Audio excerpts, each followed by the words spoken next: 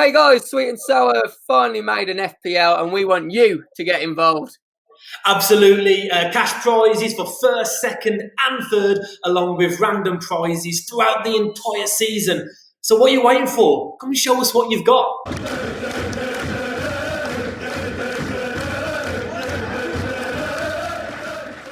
Hello everybody, welcome back to Sweet and Sour Soccer. We are here again. It's game week 2 of our Premier League predictions. Now, I could start this video talking about our guests. We had a new guest that you wouldn't have seen before, unless you watched our videos from, I think Michael came on our very first month. And obviously you saw Brad last week, but let's talk about the elephant in the room. No one gave me a hope in hell, but there I am at top of the table. You'll see my name in green later. There's no one above me. It's week a sight one. to behold. Week 1. Hey, week 1 or week 38, it doesn't really matter, does it? Guys, as I said, we've got Brad on again. You're just going to milk this for all it's worth, James, aren't you?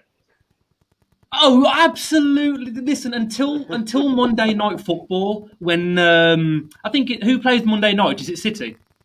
Who is it?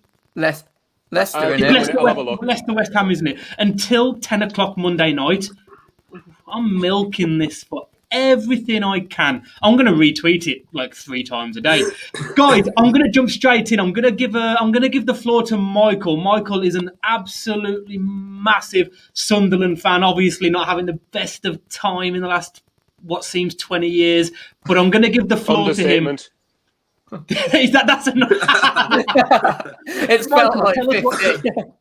Tell us what you do, Michael. Obviously, we on this channel we try to give people representation from all leagues. Yeah. Let us know what you do and why people should head over to your channel. Well, if you want to watch me try and brush off how, can I swear on this? Yeah, go for it. Okay, if you want to brush off and watch me talk about how fucking shite we are, and have been for the last 10 years at least, more or less. I try not to swear on my own videos, but I'm happy swearing on anyone else's channel, monetization and all that. Why not? I do my own match reviews within half an hour, ideally within half an hour of Sunderland games finishing, and then I'm part of STFC Fan TV, where we obviously dissect and talk about games and all that. So this is why this is interesting for me, because with the exception of Newcastle being in the Premier League, it's almost completely neutral. I don't have any allegiances at all. So this is going to be interesting. This is this is the closest you get to match of the day, really, isn't it? I've got to stop insulting the guests. They'll never come back on. Sorry. Not as close as we'll get for a while. Probably the closest that we'll get for another 10 years at least, more than likely. Michael, I've got faith in your team. Don't worry. And we've also got Brad. What do you need to know about Brad? You have more faith than I do, mate. See, I've got to. Brad, he's Northern. That's all you need to know. Let's get on with the show. Fair enough. Do you want to say anything else, Brad? No, that's fine. I've brought them up. Let's crack on. So, guys, as you know, it's 3 massive points for a correct scoreline, and you get 1 point for the correct result. You might have noticed last week there were yellow all over the screen for results that were kind of against the grain, so to speak. I mean, there's only one this week, and you can see it in the bottom right-hand corner. Michael, we're going to press you on this because I can't... It's almost as if you want to be bottom of this league, but we'll come on to that. Brad, let's start with you. Easy win for Liverpool against Burnley, you think? Yeah, I mean, look, Burnley do play a very defensive style of football, but we know Liverpool are at the home ground. Burnley aren't going to triumph at Anfield again. It's just a, casual, simple 2-0 Liverpool win, isn't it? Yeah, I mean, I've gone for similar, haven't I, myself? Just 1 extra goal. In fact, I'm the only one that's gave them credit for an extra goal. I've gone 3-0. Everyone else has gone 2-0. Obviously, we'll see what everyone else, the other streamers have done a bit later on. But, yeah, 2-0. The only reason is because Burnley are defensive, though, isn't it? So that's probably why we've all gone for 2. Yeah, that's my thinking. And, Michael, you're the same very quickly, yeah? Yeah, pretty much. I kind of see, unless Liverpool go down to 10 men or something. I mean, I know the Burnley won last year, but I think you know what Anfield's like when they've got the cop faithful in there and they've got the supporters in there. Just unless something bizarre happens, like Liverpool going down to 9 men or something, I just can't see much hope for Burnley. I agree. It looks like only me and you, Michael, are going to pick up points for Villa Newcastle this week. Scott's gone for a 2-1 Villa, and Brad's gone also for a gone for a draw. draw. You're the only one that To be didn't fair, pick. actually, Scott is the one who I hope is right. But there you go. You know, people Yeah. know why. What? So, Michael, you don't even want your score prediction to be correct. What are you Well, doing it's in this Newcastle, league? isn't it? It's Newcastle. Of course, he wants Newcastle to lose. Yeah, it's Newcastle, man, James. Come on. Why did you put Newcastle 2-1 away. Villa? Go on, Michael, then, I love guys. you. Michael, I mate, love you, why do you think it's going to be a draw then? Why didn't you decide to, that Villa are going to obviously do one against Newcastle? For a couple of reasons. I think one, because I think that the likes of Danny Ings, Leon Bailey, and Emi Buendia are obviously still going to be settling into Villa. I know that obviously losing Grealish, I think, is going to be a huge factor, but they have replaced them with some good signings. I think it's just going to take a bit of time for them to get used to it. I mean, less so Danny Ings because he's and Emi Buendia, I suppose, but I don't know what it is. It's just for some reason, I could just see Newcastle. This is how sad I am. I've got more faith in Newcastle than I have half the time Sunderland. It's this stupid reverse psychology thing. So I've got a suspicion that they'll end up going to Villa and getting a point. But I'm not going to pretend I'm not going to find it remotely funny if they lose. Although I can't, I can laugh because we've had enough suffering over the last 10 years. I need something to cling on to. I mean, I must be honest, Michael. You mentioned there about suspicions. I've got a suspicion I've put the wrong fucking score for the next game. Why have I gone Palace 1-0? I swear to God, I put 1-0 Brentford. Well, it's confirmed now. You can't go changing it. I've gone for 1-0 Brentford. I think that, I think Brentford, especially after Arsenal performance, they're just going to be absolutely flying. I've already said before, haven't I? I have absolutely no faith in Patrick Vieira. I don't even think he shouldn't even be managing in League Two, never mind the Premier League. And I think the quicker Palace get rid of him, the better, to be honest. Michael, I'm sure you share that sentiment, well, at least with Brentford getting the win. Brad, you are on the same side as me. Admittedly, I think I got mine wrong. But did you? No, I mean, look, we know how good Brentford performed against Arsenal, but I think, Palace have got a very strong fan base, in my opinion. Fans are back; they'll be cheering them on. I also think we have to give benefit of the doubt. Look, Brentford are a new team, and when a new team comes up to the Premier League, sometimes their away form can be very patchy at the beginning, and it's very unpredictable. I think, look, the goals that Palace conceded against Chelsea weren't exactly faults, more just really good Chelsea goals. Free kick and a Chalobah one drilled into one corner. So apart from that, not really many defensive faults. So no, I think a Palace win. Well, looking at the next game, everyone has either gone for a 2-1 away win, you and Scott, and me and Michael have gone for a 2-2. No one's giving Leeds the chance of a 3 points here. Scott, we spoke about this on Blue Boys Network. You just think Everton will have too much after their good start? Yeah, I think Bielsa and Rafa, them two coming head to head. I think Rafa's just going to outmanage him personally. I think Everton will be happy to sit back, let Leeds have the ball and just hit them on the counter where they looked, let's face it, absolutely abysmal. Obviously, Michael, you've gone for a 2-2, the same as James. I'm guessing you think that, although Leeds look bad defensively, Leeds are going to carry on and get the goals. I think one similar argument to what I made about Liverpool with Anfield. I think Leeds fans this is Leeds fans' first home game back. In fact, it's the first time that Leeds fans have been able to actually be inside Elland Road since they got promoted to the Premier League. So I think a lot of people underestimate how big that actually be. And heck, I wouldn't be totally shocked if Leeds won, but Everton do have more quality. They do have a bit more quality, or they should. But obviously, it's two good managers going head to head.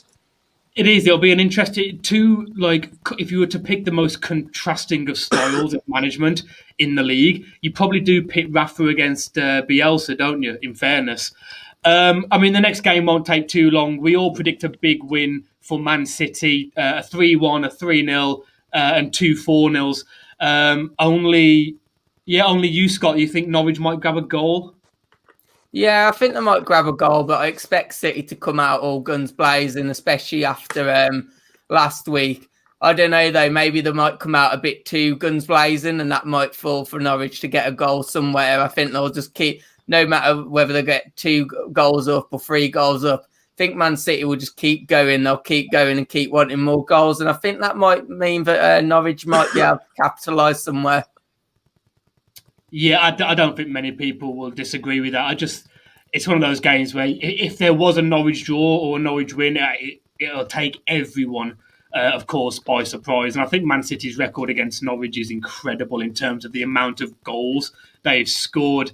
The next game is really interesting for me. This one gave me quite a few headaches. I'm thinking Brighton played well last week, lost 2-1, unfortunately. Watford played incredibly well against Villa.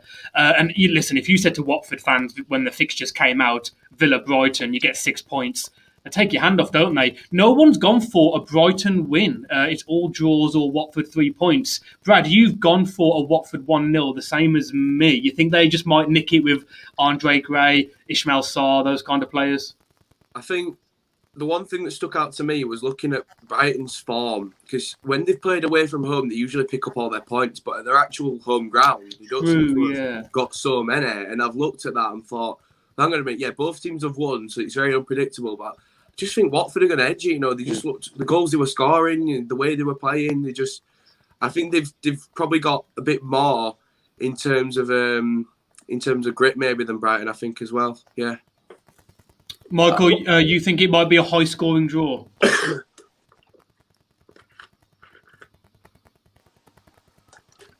Michael? Well, have we lost Michael? Potentially lost Michael. It's interesting. Okay, I thought I was the one that was left then. I was like, oh, no, I got my internet. My phone does not like StreamYard at all. As for this game... Yeah. I can hear you. No, I'm still here, guys, if you can hear us. Yeah. Anyway, I think in the case of Watford, for instance, I think obviously they were 3-0 up against Villa, and that game they probably made a lot more nervy. I know one of the goals was a penalty, but there was a lot of one of the goals was a penalty, but they made it a bit more nervy than they really should have done. And in particular, Brighton do particularly create quite a few chances. I mean, if any team, I suppose, is the meaning of XG, it's Brighton and Albion, because they create a lot of chances, and they don't tend to take them or punish their opposition.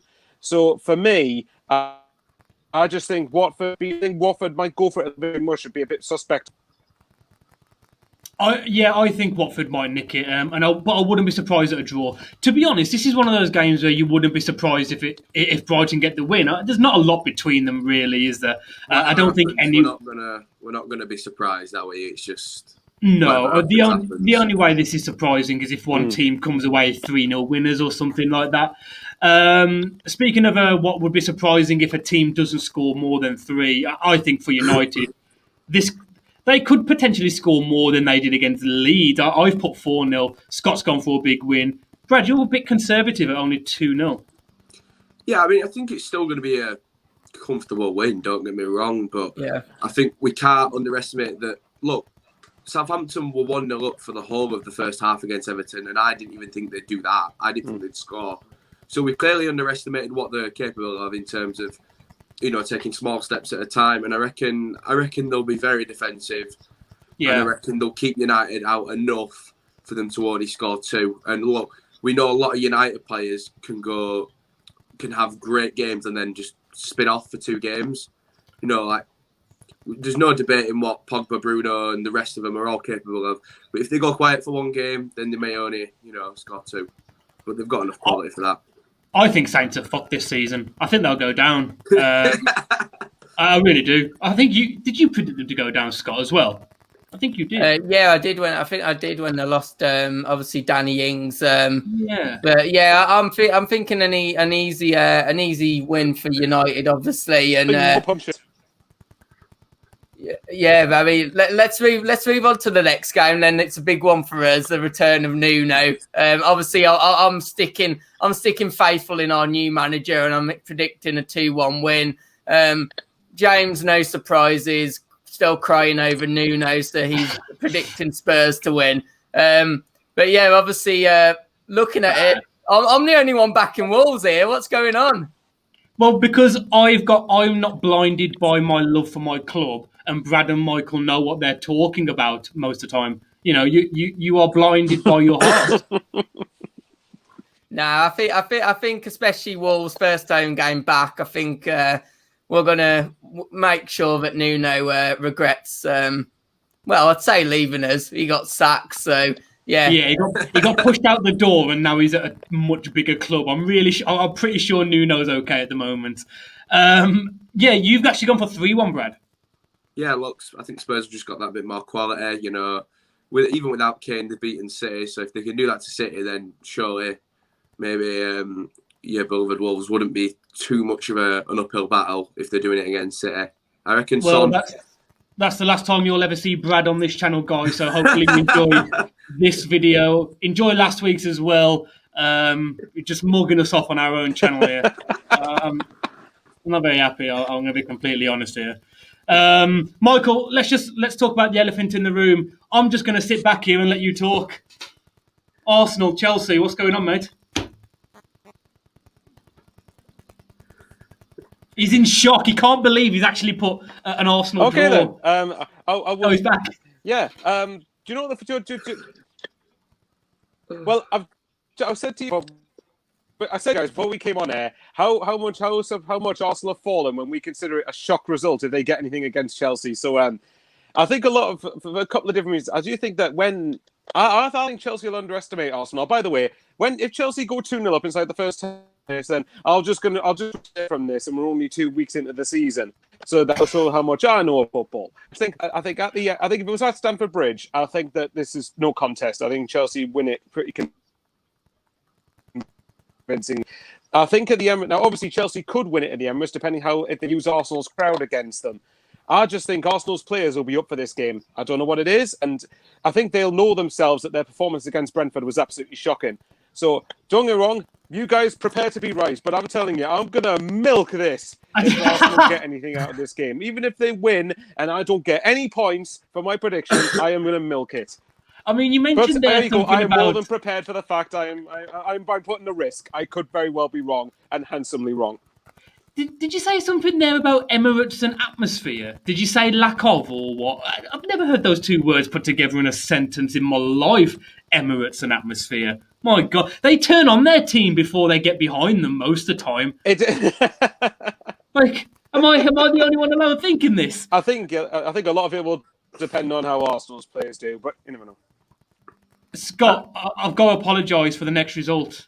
Well, I was literally just looking at that. I don't know how I've only just seen it. I mean, I'm obviously just predicting Leicester not to turn up at all or something. I mean, you completely done me over there. I was going to say, yeah. So you haven't got a score for Leicester, have you? Do West Ham just get a bye and get 3 points? Like, give me a second. Oh, there we go. There we go. God.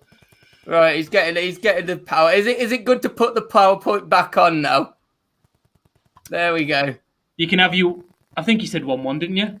Yeah, I think I did say 1-1. Yeah. Oh, okay. You're actually thankfully editing it for me. Yeah, 1-1. I think it's an interesting one, isn't it? Because obviously this was a battle of Europe at one point. We're both debating whether these guys could make the top 4 last year. Unfortunately, neither of them didn't.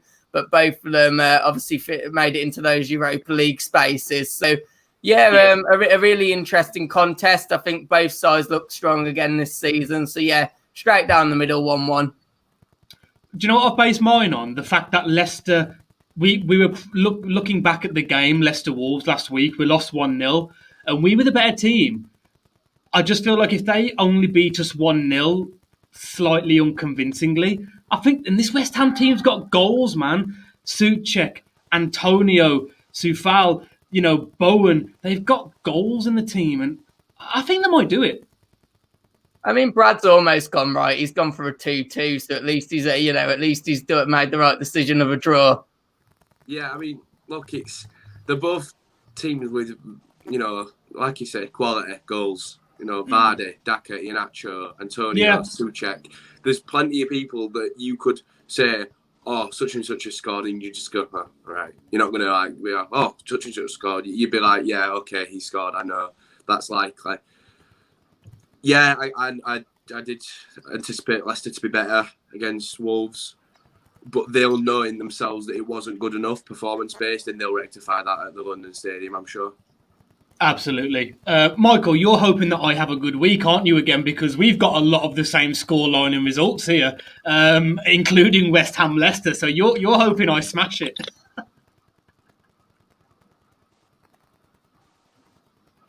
Unfortunately, I think Michael's gone. I think he's got a big delay, hasn't he? I do apologise. Should we move on to the next slide? Let's bring up the other streamers and what they've gone for. Let's just do a quick show of that. Let's hold on. Let's just remove. I think it's unfair to keep Michael on the screen when he's froze and he looks a bit odd. So we'll come on to the next screen for the predictions. Brad, there's one thing I want to ask you, which we didn't do last week, but I want to start doing it.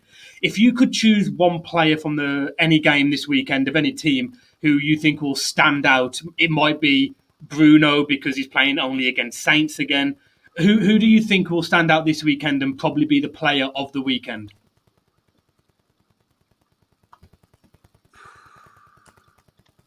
I think, do you know what? I'm going to go with my favourite player.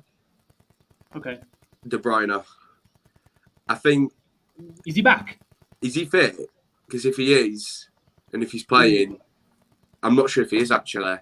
Against Norwich as well. That's what I mean. Look at the goal he scored last time he played against them. Good one, couldn't it? Yeah. 1 sec. Let's just Google this real quick. This is what we do on Sweet and Sour Soccer. We bring you breaking news. We find out as we're talking if players are fit or what. Scott, who do you think it would be? Who do you think will potentially be player of the weekend? I think you're probably looking at, I reckon, maybe Son again. You know, maybe if he steps up against Wolves, I think he's going to have another pivotal part to play. You know, if he bags a goal, obviously I've gone for a Wolves win, but there's no reason he still can't be like the man of the match for me. Do you know what I'm going to do? I'm going to go for Pogba. I think Southampton are at home as well, don't forget. So I think their fans aren't just going to... We know they're poor this season, but they're not just going to want to sit there and defend in their own box. They're going to want to have a go at United. And I think that could open up more chances. I think Pogba, he could get another couple of assists and a goal. Yeah, I'm going to go for Pogba. Because he's probably the biggest... We talk about confidence players. Pogba's the biggest of them all. And if he's confident as he should be after last week, he could rip it apart. Do you know, yeah, I completely agree. Should we jump on to the next screen then? Let's have a look. Yes, it's already there, ready for you to bring up. Right. So there's a few more results. This is one I wanted to bring up for Mike. He's only gone 1-0 against Southampton. Probably thinks it's going to be a bit closer. What do you think? Yeah, I think, as we've said, I think it's going to be a bit more expansive. I fancy United to score quite a few more goals. I don't know if you... obviously, Brad, you went for a few more. You set a couple more yourself, didn't you? Yeah, I mean, look, it's going to be United win. I think we're all in agreement of that. It's just a matter of who turns up. I mean, you know, it's interesting you say that about Pogba because I've always admired Pogba's ability, but the problem with Pogba and you know, a number of other players, it's not just Pogba because to single him out would be wrong, but he plays good and then he has 2 or 3 games where you forget he's there and we're all sat there looking and like, and then it's just like, where's he gone? It's the consistency, isn't it? It's the consistency that lets him down. Pogba had the consistency and the work rate when things go against him. He would be he's already ability-wise, but he would one of the best midfielders in the world. Like, there's no question about that. We know what he's capable of. But, you know, just into what you said about picking a player who you think is going to do well this season, I'm going to... De Bruyne, is he fit? I'm not sure. I've just read up, but I'm actually going to go with Richarlison. Bold, but Richarlison. Michael will be a fan of that prediction, won't he? Let's just quickly move on to Doug. Obviously, Doug, I think, mate, it's all watching. You've got for the most bold predictions there, haven't you? 6-0 City thrashing Norwich. You've then obviously got he's gone for the same score I have with Wolves. And then to finish off, he's gone for an actual Arsenal win, which is incredible as well. So, yeah, Doug, it looks like you're the brave one. It looks like Michael might be back. So let's finish off, James, on the league table. And this might be a good time to bring Michael back in if maybe stream is active now. I'm doing him a bit dirty here, but as it stands, guys, obviously Doug and Michael both up 5 points. We won't talk about who's top, but the main thing is it's only week 1, and we've all got opportunity to come back and win. Thank you. Definitely. Thanks, everyone. Thanks. It won't be top for long. We all know that. Exactly. I mean, it's Scott. You're a couple of points above the relegation zone. Brad, you're mingling around mid-table. Michael's performance last week was a bit like his internet today, just drab, not really there. So, and there's a reason why Doug's got him. I think we've lost him again, internet-wise. But Doug, the reason why Doug's at the bottom is because he gives results like Arsenal 2-1. This is why he's bottom. He's got no one to blame. If they get a result, Doug and Michael alike will be celebrating. So, we'll see. But I mean, let's finish it there, guys. Let us know your predictions. As always, we'll drop all the creators' channels in the comments. So please do head over and subscribe to them. And we'll be back with week 3 on the next week. It will be. It will be. I'll release the prediction table again on Tuesday after the Monday Night Football of me being top, and that's about it. Brad, massive thank you once again, mate, and Michael. Thanks, Michael. If you are watching in the background, massive thank you as well. All good. Yeah, take care, guys, and I might not. See you next week. Exactly. Yeah. Take care.